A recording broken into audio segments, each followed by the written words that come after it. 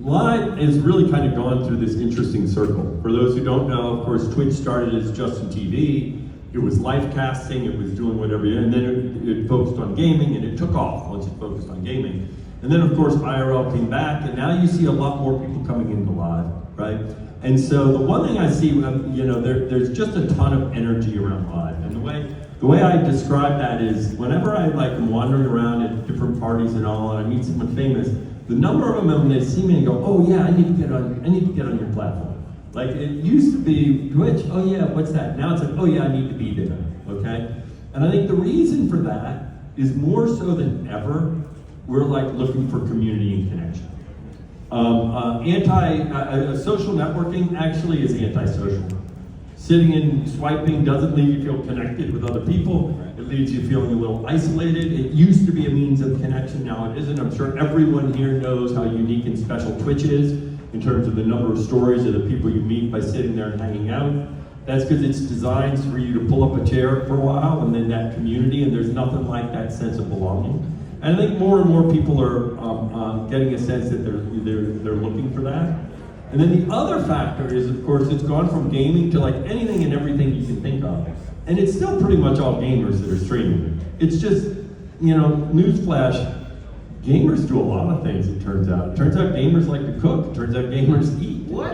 Yeah, it's strange that way. Really? Yeah, okay. And so they're showing all their colors and all the stuff they're doing and bringing their community along with it. So I think it's at a very healthy state, and I think there's a lot of energy and all about live streaming and what it can do. With that being said, you mentioned gamers specifically. Obviously, that's kind of where it started out. But in today's world, who do you think is, obviously gamers probably make the most, but what other fields, what other disciplines do you see kind of people coming into Twitch? Because I think a lot of times, a lot of people are like, does live streaming even make sense for me? In what I do, how does Twitch work for others outside of, specifically gaming? Yeah, for those, and everyone here, of course, loves Twitch and knows Twitch, and anyone that's used Twitch knows that the magic of Twitch, it's actually the community, okay? And that's a kind of human need. And so the reality is you just need something that you can do that's kind of interesting, and then the community can come along with you. Okay, so whether that's fishing or puzzle building, like Gmaw, or I don't think there's one vertical. I think that's one of the mistakes that people think. They think, what's the next vertical? There is nothing like gaming. Okay, and even in those verticals that are getting popular, it's not about that vertical. Let's take, for example, music. There are a lot of musicians that are using Twitch now, right? Ty Dolla $ign, Kid Cudi, the list goes on and on.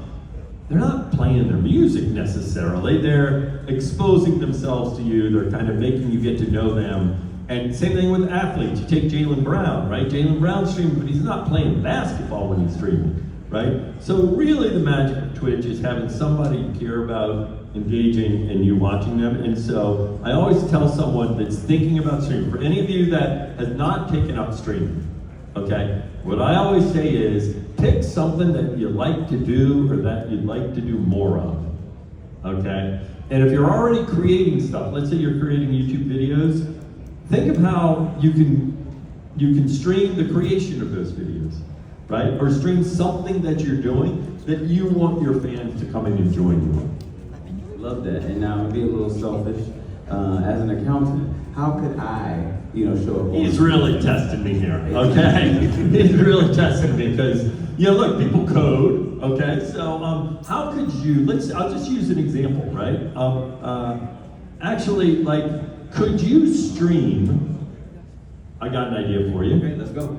Stream giving creators financial advice. See, that was one of the ideas. That was right. One of the things. I think the issue with that is, financial advice being so scary at the same time, and then people, are they afraid to speak on? Right, so I think obviously people aren't going to want to share private information. Exactly. Right, but so you're going to want to abstract the question, okay? But you can and even have some spreadsheets. So build a spreadsheet like this, right?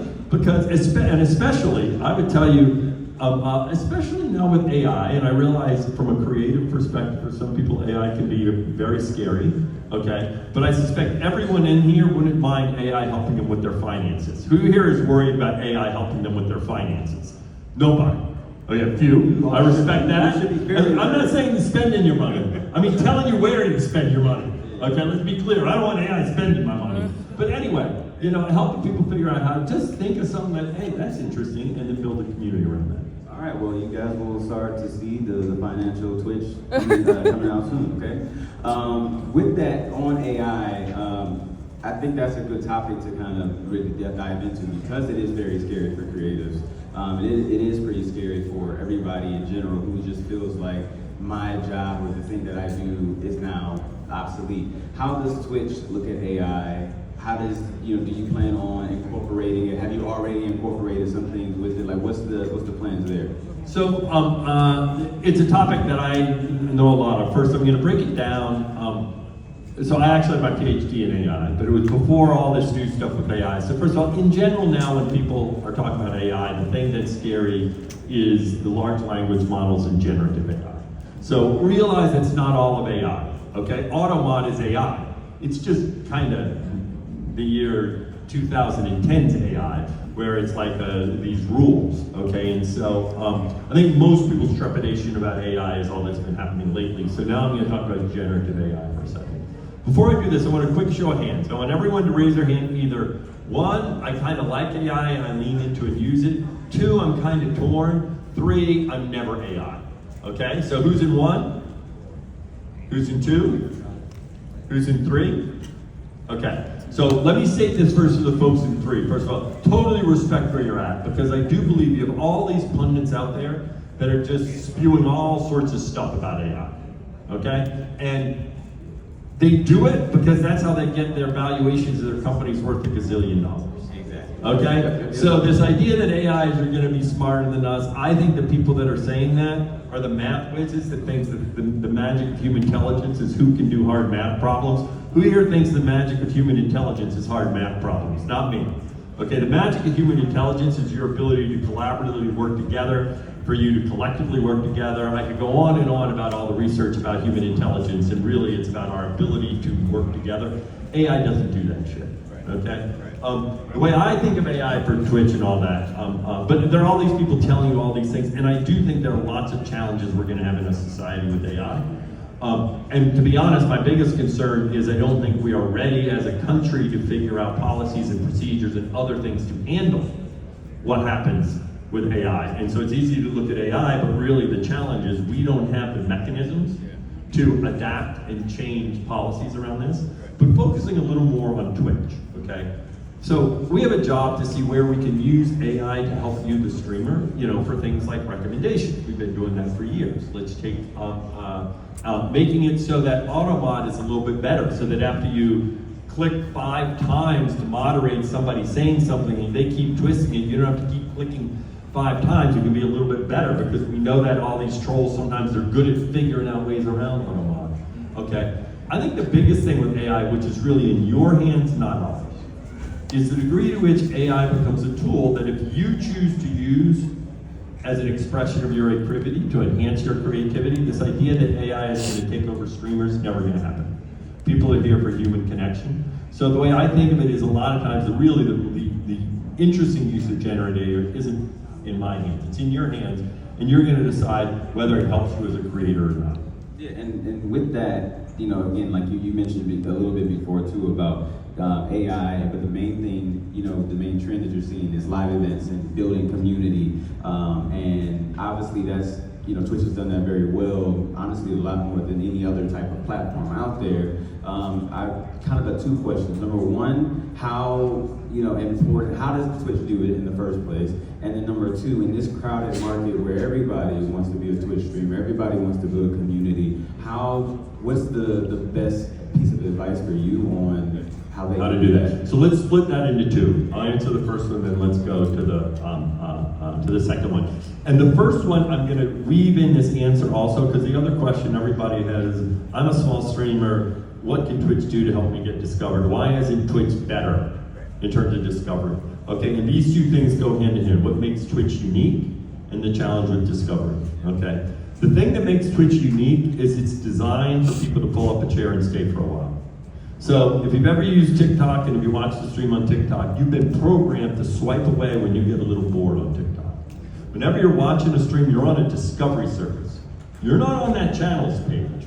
You're on the platform's page.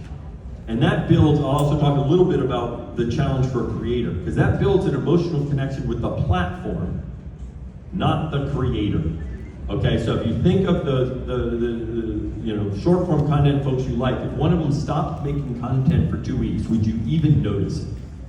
And the answer is no, you wouldn't notice it. Okay? Everyone here knows if there's someone you watch on Twitch regularly, if they stop making content for 3 days, you know it. Where were they? Why didn't they show up? Okay? That's because your connection is with the creator. And the reason is, TikTok, you're swiping, you see thousands of creators, you go on to the next one. And even with YouTube, which I think is much better, you've always got related videos over to the right. If you get a little bored and you're watching a VOD or a live stream, what do? Wander to the right, and you got some candy down there, right? And then you're off. You're off in VOD land. And that's very, intoxicating and entertaining. The thing with Twitch is, the reason the community works is because people stay for a while. And then eventually you start recognizing each other. And the foundation of community is shared experiences in life. Putting comments on a YouTube video, that's not community, that's just a bunch of people speaking and talking back and forth. If you think of every community you're a member of, let's take the guilds, right? Anyone who's a member of the Black Guild, the reason it feels like a community is because you show up to events together, you see the same people, you recognize them. That's what happens in your chat, because people are pulling up their chairs and staying for a while, they recognize a handle, and they feel like they belong, because they're not alone. And the reason Twitch it works is because it's on your page. And so what I always say, now the dual is, it's not as good for discovery. Short form is better for discovery. If I want to make discovery better, I'd get people off your page, get them try somebody else, try somebody else, try somebody else. But then they're not on your page, which is the thing that makes Twitch magical. So we always are thinking of ways to help smaller streamers, okay? We're doing stuff in short form content that I think will help that. But in the end, there is a difference. And so one thing I always encourage streamers to think about is Twitch is the place where you build your community, okay? But we need to make it easier for you to create short form content that you can use on Twitch, you can use off Twitch, okay? So that it all works seamlessly for you. But in the end, our focus and what makes us unique is we're the only place that really just focuses on live streaming to make sure, and that's why the community is different on Twitch. Right, and so when building the community, someone started from zero, someone started from scratch, knowing that discoverability isn't really the best there. What's your, best advice on, Yeah, I'll go through this. So first of all, schedule. Everyone says it matters. Okay, it matters. Now, it doesn't mean every time you stream has to be on a rigid schedule, but you have to say, I'm going to stream Monday, Wednesday, Friday. You might sprinkle in some other times, but have some schedule that you're always there. Okay, number two, the foundation of growth. Everybody here, how much of your time when you watch Twitch is on our homepage versus the channel page? Everybody here will raise their hand and say 99% of the time you're on somebody else's channel page, not on a page I control. That's why collaboration matters on Twitch, because with collaboration, that's where people are spending their time and you're creating content together, okay? Best way to find folks to collaborate, don't be thinking you're gonna if you're a 10 ACCV streamer, that you're gonna do it with a 5,000 ACCV streamer. It won't work. I always say use a factor of 10. Be a member of someone else's community, okay? Show up for them, and then they'll show up for you. And I use a factor of 10. If you're a 20 ACCV streamer, find someone from you up to 200. And don't just think 200, find another 20 ACCV streamer, right? Build together, where they rate you, you rate them. Okay, find a 50 ACCV streamer. Okay, you rate them, you give back, be in their chat. Okay, you start co-creating together, they start giving to you, and then you slowly start building up. The final part is, after every stream, create short form content. Okay, it's one thing we're working on to make it easier for the small streamers. We now have it where if some of your chat makes some clips, on your mobile app, you can go and just post them to the stories to just get your community seeing, and then you can choose which ones are popular, so you share it on social media. Okay, but you do need to make short form content, but you don't have to edit it. Just find moments in your stream that work well. Yeah, clip it. Love that, love that. So then now we talked about, the trends, we talked about how to start, we talked about how to get discovered. And now my favorite topic is how do we make money? What's the best way and the different types of monetization that currently exists? Because I think most people just think it's subs. Is that the only way? What other tools are out there to help those monetize? Yeah, so it is absolutely the case that basically the monetization journey on Twitch, when you're smaller, most of the money you're going to get is going to come from your community, okay, which is subs and gift subs. But there's a ton about learning how to make your community feel part of supporting you, okay? And we're also doing a lot. The two big investments we have, one, for those who didn't hear, we're actually launching it so your tier 2 and tier 3 subs can post gifties in chat. Yay! That way we can get you higher tier subs, okay? We're also working on power-ups and custom power-ups, because a lot of times you want to make it where it's not just about patronage, it's also about I give money and it makes the stream more fun, right? And that you need to be, and think of the simplest way to think of custom power-ups is it's channel points, except people are using bits rather than channel points for the redemption, okay? And that allows you to creatively think, what can I do that gets my community involved? So that way, as people give me money, it makes the stream more fun. That's cool. Okay, and now I'll say ads comes in as you grow, and ads becomes an important part of your revenue as you get to 100, 200, and Turbo has become, which actually really comes out of ads, if you will. And more I know, I see that with mine, that Turbo ends up being a surprisingly amount of good source for revenue for streamers. Love that. We're going to open to questions. While people get prepared to ask the questions, I also kind of just want to go a little bit beyond. What should, they identify, what should creators and streamers look forward to identify? What are the future, like the 3 to 5 years? We talked about where it's at right now, but where should they be looking towards? So whenever people ask for this future, you always have this tendency to be talking about a world that's different than today. And I feel like so often we always make mistakes because we feel like we have to tell this, beautiful world or the future, and it seems like today's world ain't good enough. Okay, and all I have to do is go, who here, when I say meta, thinks the metaverse versus Facebook and Instagram. We know about this vision for the future there, and that ain't the future that they realize. So I think we have something pretty darn special today. And the biggest thing we need to do is make sure we keep this magic that's working today, and I think the foundation of that is community, okay? Now, I do think one of the things we're working on is we have to make it so that the short form content that you create that's derivative of your stream is also a useful part of the Twitch experience, okay? And for me, and we're working a lot on that. That's where we have this idea of recaps. So a recap is the idea that at every stream you might find 3 to 5 clips that are just sort of the best moments from that stream. You post them to what is now the stories feed, but we're going to evolve that. It's not ephemeral. So that way if I miss your stream, I can go catch up. What did I miss from there? 1, 2, 3, 4, 5. And then you also have these little collections of clips from a stream you did 2 years ago, 3 years ago, 4 years ago. Okay, and it kind of puts it together almost like a highlight reel from a sporting event. Yeah. Okay.